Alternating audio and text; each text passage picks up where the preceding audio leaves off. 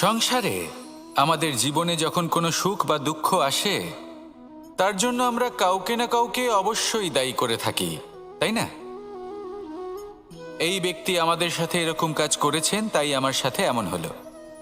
ওই ব্যক্তি যদি এমনটা না করতেন, তাহলে আজ আমি ওই স্থানে পৌঁছতে পারতাম। সবই আপনার দৃষ্টিভঙ্গির ওপর নির্ভরশীল, আর যদি আপনার দৃষ্টিভঙ্গি এমন হয়, তাহলে তা অনুচিত। সত্যি কথা বলতে, এই সংসারে ভিন্ন ভিন্ন ধরনের মানুষ আছে। এটা আপনার ওপর নির্ভর করছে কিভাবে তাদের স্বাগত জানাবেন। একবার ভাবুন, আমি আমার দুটো হাত সামনে নিয়ে এলাম, দুটো মুঠো খুলে দিলাম। দুই প্রকারের মানুষ আসবেন, কিছু না কিছু দিয়ে যাবেন। এই মুঠো যদি আমি বন্ধ করে দিই, তাহলে না কেউ আমাকে কিছু দিতে পারবে, না আমার কিছু যাবে আসবে। নিশ্চয়ই বুঝতে পারছেন এই দুই ধরনের ব্যক্তি কারা এবং তারা কি দিয়ে যান। আমি যদি নিজের মুঠো খুলে দিই, তাহলে কিছু ভালো মানুষ আসবেন, আমাকে আনন্দ, সন্তুষ্টি, জ্ঞান প্রদান করে যাবেন, ভালো অভিজ্ঞতা দিয়ে যাবেন। কোনো খারাপ ব্যক্তি যদি আসেন, তাহলে তিনিও খারাপ অভিজ্ঞতা দেবেন, যার থেকে আমি শিক্ষা লাভ করব। এই সব কিছু আমি লাভ করতে পারি। মুঠো যদি বন্ধ করে রাখি, তাহলে আমি কিছুই পাবো না। দেখুন, এই সংসারে প্রত্যেকের জীবনে এরকম। প্রত্যেকের জীবনে সবকিছুই আছে, ভালো খারাপ দুই মানুষই আছে। ভালো অভিজ্ঞতা আছে, খারাপ অভিজ্ঞতা আছে। নির্ভর করছে আপনার উপর যে আপনি কি করবেন। এনাদের স্বাগত কিভাবে জানাবেন, কার থেকে কি বুঝবেন, কি শিখতে পারবেন, আর কোন দৃষ্টিভঙ্গি নিয়ে অগ্রসর হবেন। এটাই নির্ধারণ করবে যে আপনার জীবন কেমন হবে। আসুন আমার সাথে ভালোবেসে বলুন, রাধা রাধা। জীবনে যখন কোনো ব্যক্তি নিজের লক্ষ্য প্রাপ্তির জন্য নিরন্তর পরিশ্রম করতে থাকেন, চেষ্টা করতে থাকেন, তখন তিনি কষ্ট অনুভব করেন। কখনো শারীরিক কষ্ট, কখনো মানসিক কষ্ট। এবার উনি এটা ভাবতে থাকেন যে আমি কি উচিত করছি নাকি অনুচিত করছি। কারণ অন্যদিকে এমন একজন ব্যক্তিও আছেন যিনি একদমই পরিশ্রম, চেষ্টা করছেন না। তিনি মদিরা পান করেন, বিলাসিতায় জীবন কাটান, অলস প্রকৃতির হয়ে ওঠেন, নিদ্রাতে বিলীন হয়ে থাকেন আর ভাবেন যে তিনি সুখ লাভ করছেন। কিন্তু এরকম কেন হয়? কারণ যখন আমরা সৎ পথে থাকি, উচিত পথে চলি, লক্ষ্য প্রাপ্ত করার জন্য চেষ্টা করতে থাকি, তখন আমাদের ভেতরে থাকা নেতিবাচক শক্তি এবং পাপ এই দেহকে ত্যাগ করে দেয়।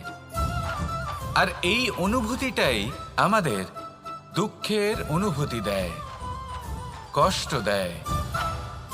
এবার সেখানে যদি আমরা কুপথে চলি, অনুচিত পথে চলতে থাকি, তাহলে আমাদের ভেতরে থাকা পুণ্য এবং ধনাত্মক শক্তি আমাদের দেহ ত্যাগ করে দেয়। আর এই অনুভূতির কারণেই আমরা সুখ অনুভব করি।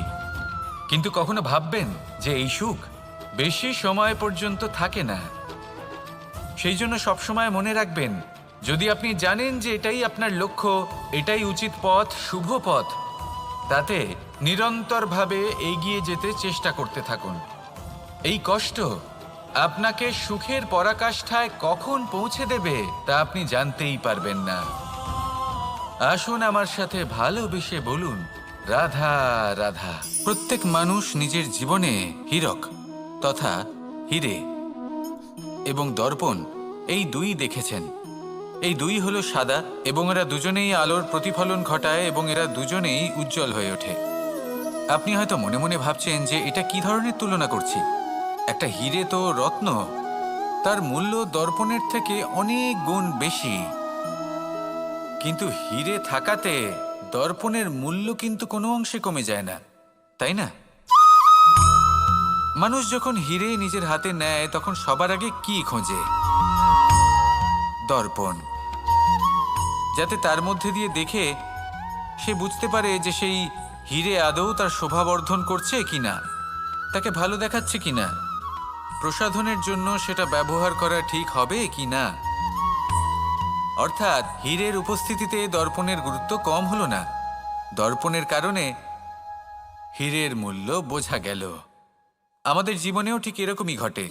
আপনারা যদি সংসারে নিজের আশেপাশে দেখেন, এমন অনেক মানুষ দেখতে পাবেন যারা নিজেদের ক্ষেত্রে মহান স্থানে পৌঁছেছেন, নিপুণ এবং শ্রেষ্ঠ হয়েছেন।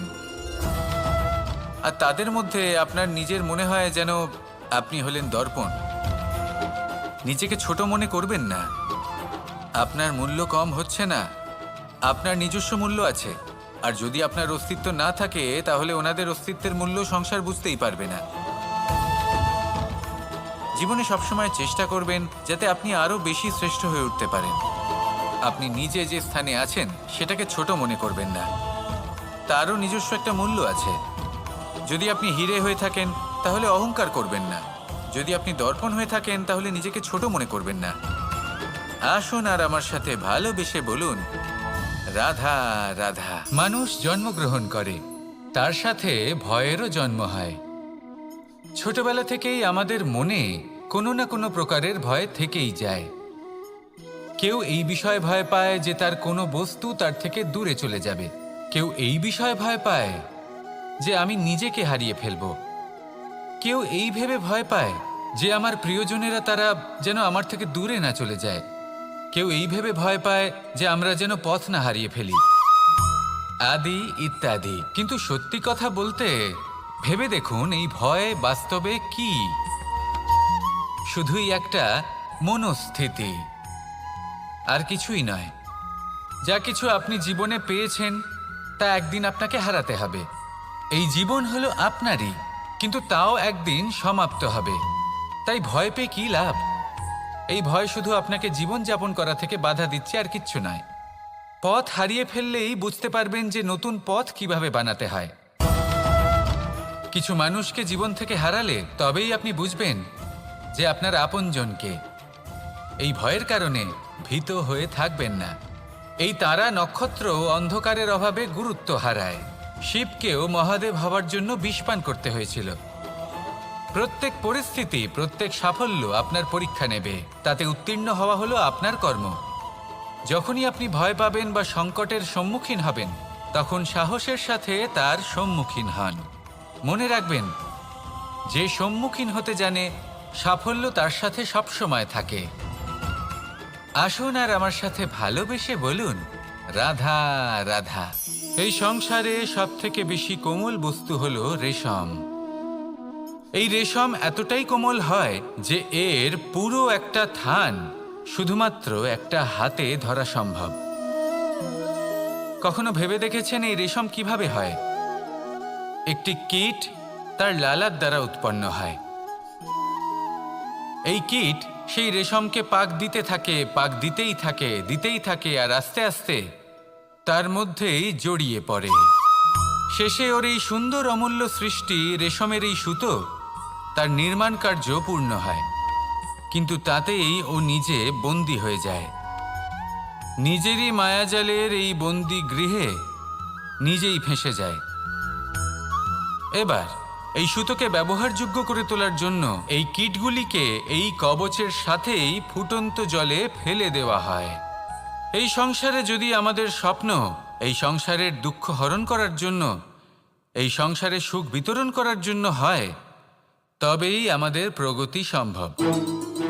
যদি আমাদের এই স্বপ্ন শুধুই আমাদের এবং আমাদের স্বার্থ সিদ্ধির জন্য হয়, তাহলে এই স্বপ্ন আমাদের অন্ধ করে দেবে, আমাদের অন্ধকারের পথে নিয়ে যাবে, আর আমরাও সেই কীটের মতো হয়ে যাব।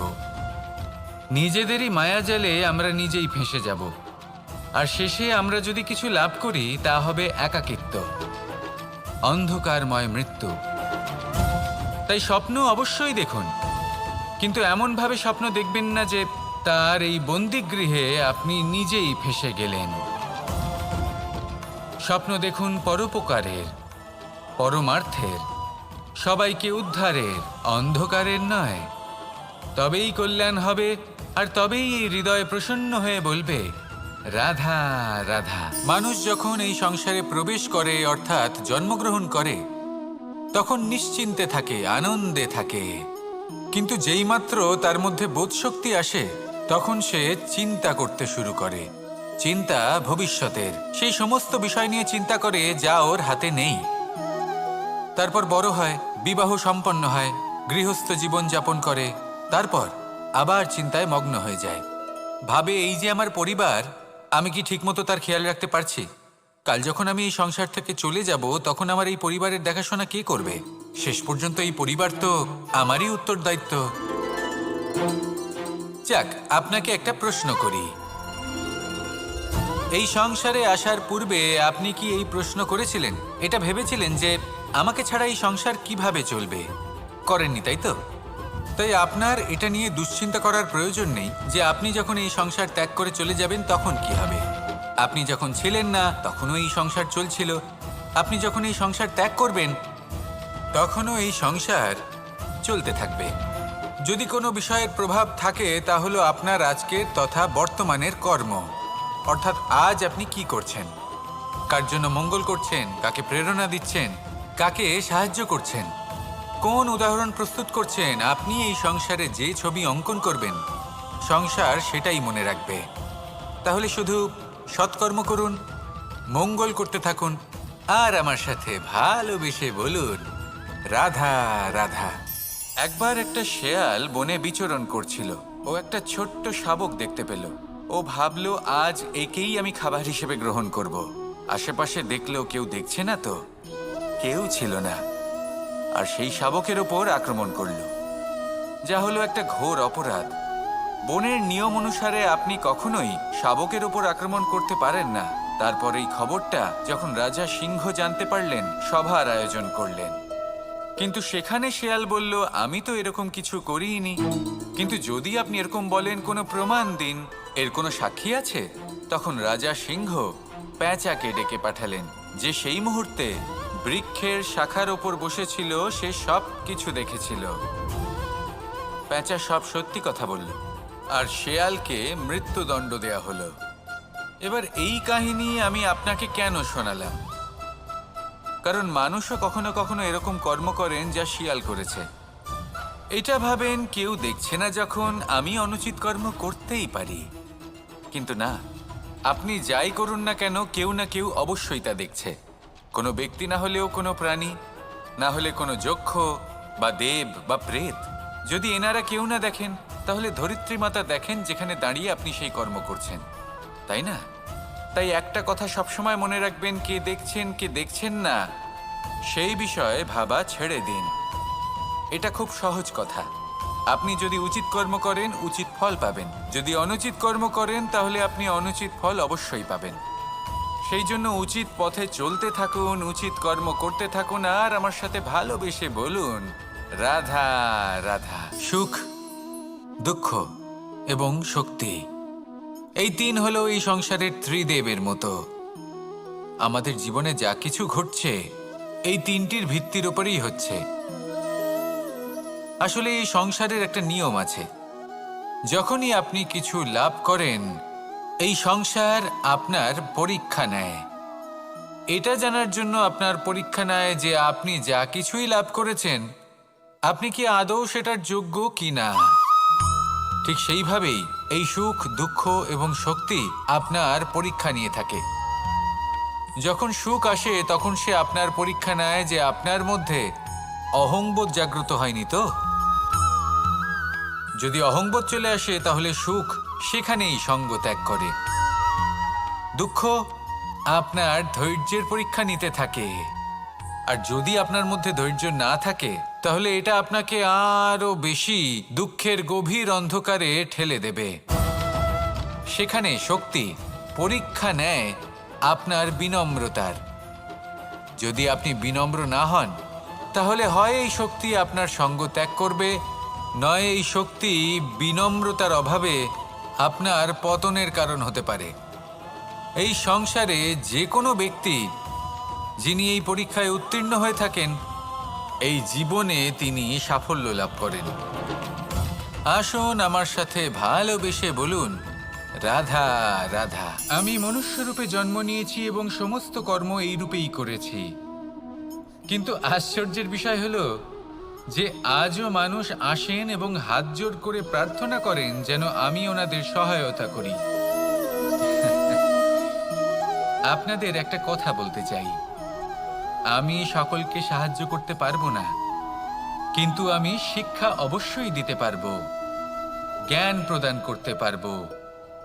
এমন কিছু জ্ঞান যার ভিত্তিতে মানুষ যা চাইবেন তাই লাভ করতে পারবেন, যদি সঠিক কর্ম করতে থাকেন। যখন কংসের অসুররা গোকুলে ধ্বংসলীলা চালাচ্ছিলেন তখন আমি কারোর থেকে সাহায্য চাইনি। আমি দাঁড়িয়েছিলাম এবং আমি তার বিরোধিতা করেছিলাম। সবাই বলেন যে আমি ছোট্ট একটা আঙুলে গোবর্ধন পর্বত তুলেছিলাম, কিন্তু আমি কি ওখানে একা ছিলাম? কখনোই নয়। আমার সাথে অসংখ্য গোকুলবাসী, অসংখ্য বর্ষণাবাসী ছিলেন, নিজের হাতে একটা লাঠি নিয়ে। ওনাদের মনোবল, ওনাদের আশীর্বাদ আমার সাথে ছিল। মহাভারতে আমি শুধুই শিক্ষক ছিলাম, আমি শুধুই শিক্ষা দিয়েছি। লক্ষ্য সাধন করেছে অর্জুনই, যুদ্ধ করেছে অর্জুনই এবং জয়ীও হয়েছে অর্জুনই।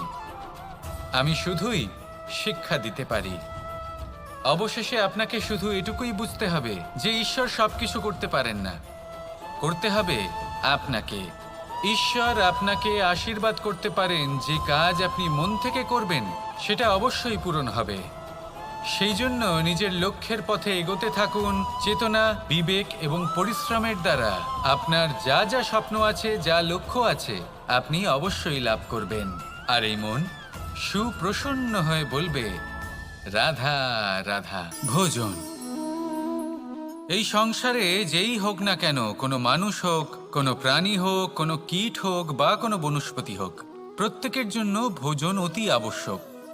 কারণ ভোজন থেকেই শক্তি পাওয়া যায়, আর সেই শক্তি দিয়েই সংসারের, আমাদের জীবনের সমস্ত কার্য করা যায়। এবার এমন এক ধরনের শক্তি হয় যা শীতের ঋতুতে সূর্য থেকে আমরা পেয়ে থাকি, আর আরেক ধরনের উত্তাপ হয় যা দিয়ে ভোজন রান্না করা হয়, সুস্বাদু নানান ধরনের ভোজন। এবার অত্যন্ত গুরুত্বপূর্ণ হলো যে ব্যক্তি সেই ভোজন বানাচ্ছেন তার মানসিক পরিস্থিতি এবং সেই ব্যক্তি যিনি ভোজন গ্রহণ করছেন তার মানসিক অবস্থা। যখনই আপনি ভোজন বানাচ্ছেন তখন ভালোবাসার সাথে কাজটা করুন, ধন্যাত্মক ভাব নিয়ে, সৎ ভাবনার সাথে। কারণ আপনার এই মানসিক স্থিতি শক্তির আকারে সেই খাদ্যের সাথে মিলে মিশে যায়। আর যখনই আপনি ভোজন গ্রহণ করছেন তখন সদ্ভাবনার সাথে, প্রসন্নতার সাথে গ্রহণ করুন, ধন্যাত্মক ভাব নিয়ে। যদি আপনি প্রসন্নতার সাথে রান্না করেন, প্রসন্নতার সাথে খাদ্য গ্রহণ করেন, তাহলে আপনি প্রসন্নই থাকবেন। আর মন সুপ্রসন্ন হয়েই বলবে, রাধা রাধা।